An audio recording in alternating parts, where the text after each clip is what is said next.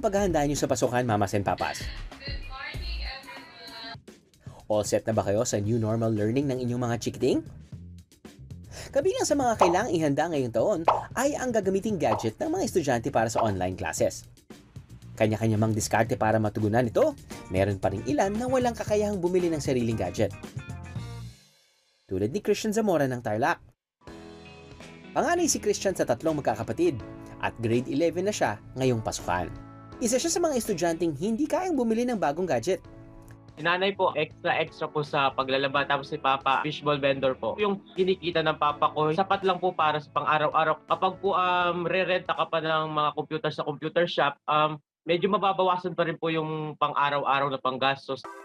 Habang hindi pa nagsisimula ang klase ni Christian, nag-volunteer muna siya bilang news correspondent sa isang news outlet. Mula rito sa Tarlac, para sa Balitang ATM, ako, si Christian Zamora. Dito pala niya makikilala ang tutugon sa pangangailangan niya sa pag-aaral. Naghahanap po ako ng pwedeng mas stories. Nakita ko po yung campaign niya na nagre-repair po ng laptop na libre din. Nagbibigay din po siya ng laptop na nagawanan niya po. Ako po yung unang nag-message daw po sa kanya na humihingi nga po ng laptop. Sabi niya kapag po daw may nagawa na, na-repair na po siya, bibigyan na daw po. Ano yung naging reaction mo? Nakakagulat po. Hindi po inaasahan. Nang magawa ang sirang laptop, agad itong natanggap ng libre ni Christian. Saan mo ginagamit yung laptop ngayon? Ngayon po, dahil di pa po nag-start yung pasok, ginagamit ko po siya sa pagsulat ng script for Balitang ATM and minsan po pag-edit. Pero sino nga bang nasa likod ng free laptop repair na to? Si Mark Anthony Perez ay isang programmer at web developer sa Tarlac. Siya ang nagsimula ng advocacy na libreng paggawa ng laptop para sa mga estudyante. Paano ba nagsimula tong idea mo? Nag-start po yung idea ko nung may nakita po akong mga bata na nagpo-post piso para sa laptop na campaign. Kumbaga humingi kahit piso lang po sa mga tao para po makaipon ng pambili po nila ng laptop. Then sabi ko, why not mag-create ng campaign na kung saan po i-repair yung mga laptops ng mga estudyante. Mga tao naman, ini-encourage ko naman sila na mag-donate ng mga laptops na mga di na nila ginagamit or kahit mga sira na laptops. Then naayusin ko din ipapamigay natin sa mga estudyante na walang-wala din po talaga sa buhay. Simple lang ang ginagawang pagpili ni Mark sa mga mabibigyan ng libreng laptop. Ang kailangan lang ipakita ay ID at proof na naka-enroll ngayong taon. Ito yung mga ayusin natin this week or sana maayos natin ngayong month para mabigay na natin sa mga estudyante. August 27 nang sinimulan niya ang free laptop repair campaign.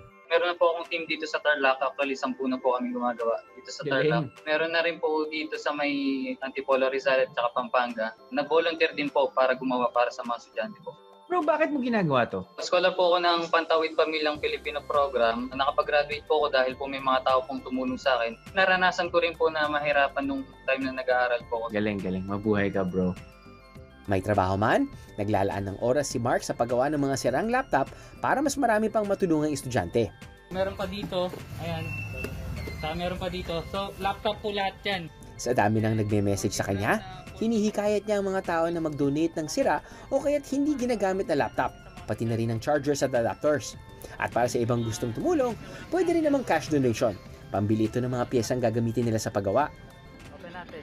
Para naman sa gustong mag-donate ng sirang laptop, maaari kayong mag-message sa Facebook page ni Mark. Ano yung nararamdaman mo naman na marami ka natutulungan ngayon? Masaya po, lalo na po nakakapag-inspire po ako ng mga bata.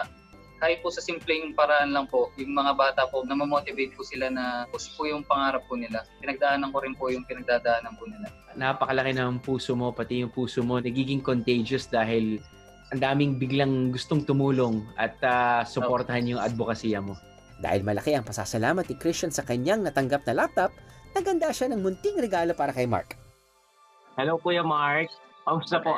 May maiksing tula po ako para sa inyo. Kulang ang salitang salamat sa biyayang ibinigay sa akin, ngunit sa pamamagitan ng maiksing tulang ito, maipaparamdam ko ang pagmamahal, pagpapasalamat at pag-idolo ko sa iyo dahil simula noong tayo'y unang magkita, alam ko ay ikaw ay isang taong ginawa ng Diyos upang ipaalala na mayroon pa ring mga taong katulad mo na kayang magbigay ng walang hinihintay na kapalit.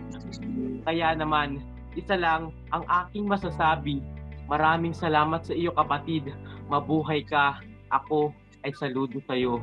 Nice. Galing. Thank you so much dun sa tula na ginawa mo. At mag-aral ka na mabuti. God bless. Thank you po. Thank you. Sa gitna ng pandemya, naging inspirasyon ng isang ideya para marami pang tumulong ng bukal sa puso at magbigay sa abot ng makakaya. Simple o maliit na bagay man, hindi ba't masarap sa pakiramdam ang makapagbigay ng tulong sa iba?